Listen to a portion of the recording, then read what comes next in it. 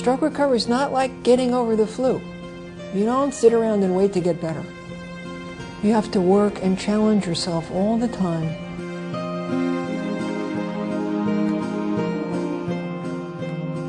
That's the work that I make God. I want to go back to normal life. I remember this one physical therapist telling me, you know, Mark, you need to train like you're training for the Olympics.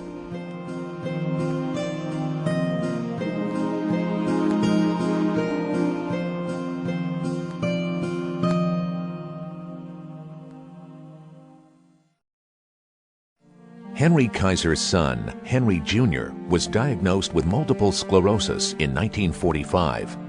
At that time, MS was considered a fatal and hopeless disease, and Henry Sr. looked for the best hope he could find. Kaiser was a man of action, building highways, dams, ships, always viewing, in his words, problems as opportunities in work clothes. When he read that an extraordinary team in Washington, D.C., Dr. Herman Cabot and physical therapist Maggie Knott, were using innovative approaches for individuals with multiple sclerosis and other disabling diseases, he immediately wanted to know more. He asked Sidney Garfield, the physician with whom he co-founded Kaiser Permanente, to investigate. Dr. Cabot was using a new medication. It wasn't a new medication. It was medication that had been used for a long time called prostigmine.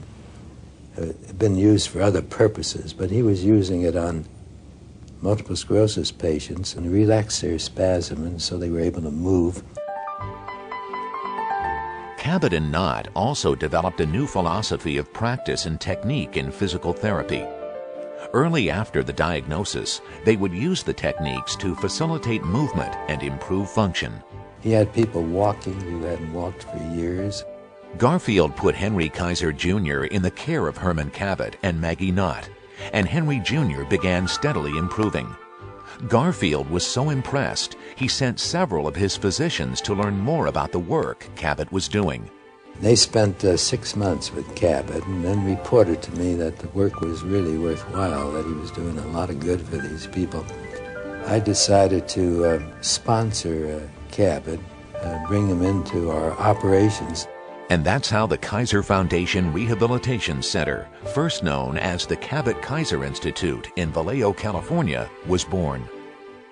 I feel a very strong connection to Dr. Cabot and Maggie Knott because their priorities and their focus are very similar to mine and to the center's at this point in time, 60 years later.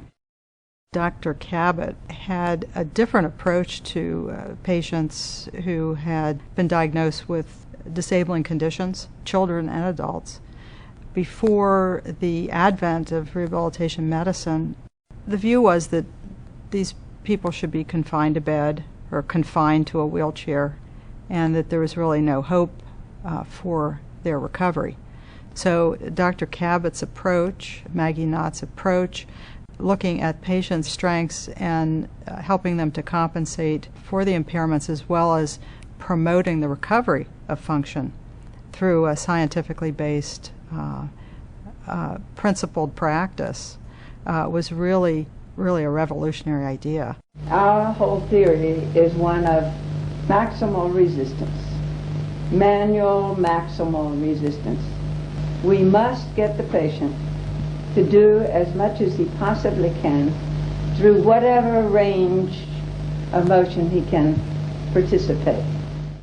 Well, certainly Maggie's functional approach was based, very strongly based, in Dr. Cabot's philosophical and scientific approach, which was building rudimentary function and then developing even more sophisticated function.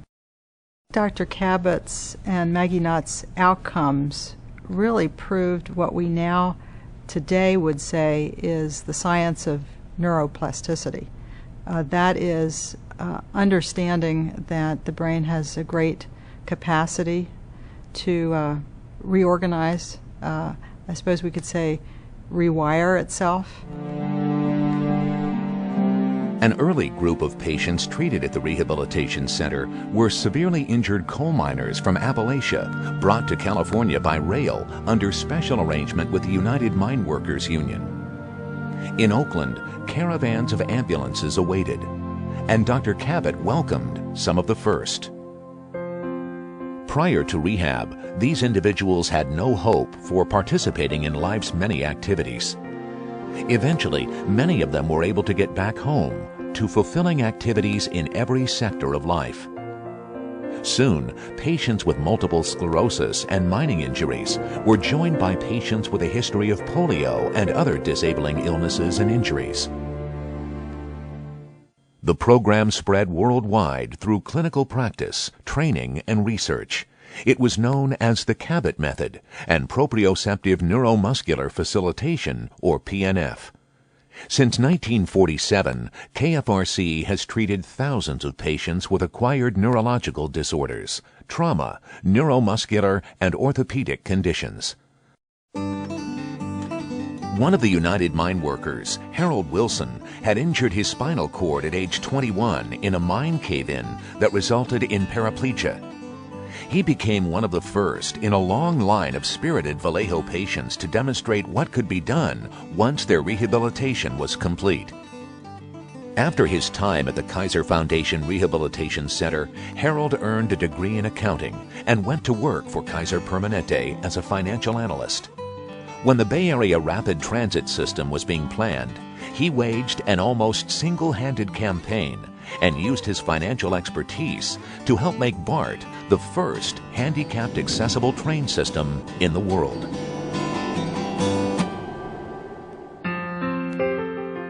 Shelley Bickoff, seen receiving therapy in 1950, was an avid tennis player when she contracted polio and was at the Cabot Kaiser Institute at the same time as the miners. And now I think it's remarkable that I reached a stage where I was stable and that I could actually stand on a court and turn around and do a backhand, and this is the way that I did a serve. Although I have no arm, I would throw it up with this hand and come down like that. Kevin Go had a stroke when exercising on a treadmill.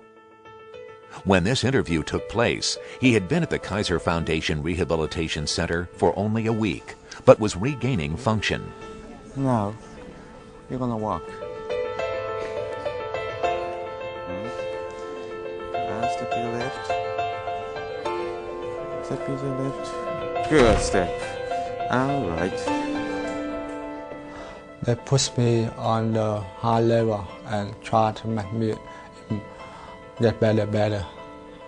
I see I can improve a lot. Mark Wellman started mountaineering as a teenager. In 1982, he was 22 years old and climbing a mountain in the remote part of the California Sierra Nevada. He fell 100 feet and sustained an injury to his spinal cord that resulted in paraplegia. I wouldn't be doing what I've done the last 25 years if I didn't go through physical rehabilitation. I mean, I really attribute that to my success today from what I've accomplished in the last 25 years. Climbing El Capitan twice, spending 13 days on Half Dome. What happened to me was a really negative thing at the time, fate worse than death. Turning that around into something positive, I mean, now I make my living as a speaker, an outdoor adventurer, equipment designer, do some film production work. You know, I took this tragedy and turned it into something very positive. After working in the business world while raising her family, artist Allison Shapiro had landed a dream-come-true job illustrating a children's book. Just as she started the project, she experienced 2 brainstem strokes in a 24-hour period, resulting in loss of motor control, slurred speech, and blurred vision. But while at the Kaiser Foundation Rehabilitation Center, she attempted to draw. And this was the best that I could draw. When I did this, I cried. I had no idea if I'd ever be able to paint again or finish that book. After months of hard work, Allison regained her fine motor control, created some sample drawings, and convinced the publisher and author to allow her to finish illustrating the book. In my personal experience of regaining function, the most important thing for me to remember is that the brain is very plastic, and it's able to rewire itself in ways that we really don't understand.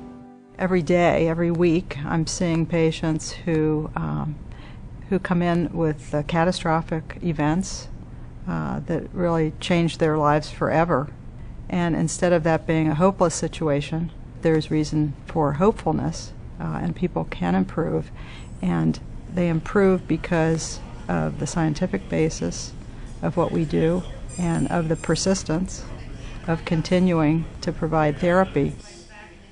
The approaches of Dr. Cabot and Maggie Knott are the same approaches we're using today, and we are having the same excellent outcomes. And that's what's really gratifying about working here. I expected that rehab would fix me. What I learned was that rehab would teach me how to fix myself. And that's what's worth celebrating.